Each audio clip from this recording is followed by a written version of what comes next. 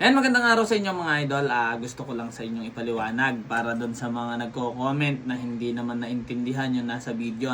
Medyo may konting kasalanan din naman tayo doon at hindi naman talaga natin na ipaliwanag ng maayos.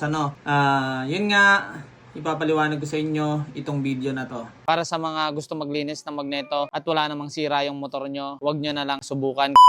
Magandang araw sa inyo mga idol. Meron lang ako sa inyong konting babala para sa mga nakamiyo ay na gustong maglinis ng magneto. Baka kasi magaya din sa inyo yung nangyari dito sa lilinisin or tatanggalin na magneto nitong tropa natin na nagpunta dito sa amin, pinatanggal sa amin yung magneto. Sinabi ko naman na may posibilidad nga na may masisira talaga kasi nga pupwersahin na natin yung magneto. Katulad nito, nasira yung kanyang crankshell, yan makikita nyo. Pero ito sinubukan pa rin namin mabuo kasi paghila dito ng magneto, nung nahugot yung magneto, nag-crack na to. Kaya ang nangyari, hininang na lang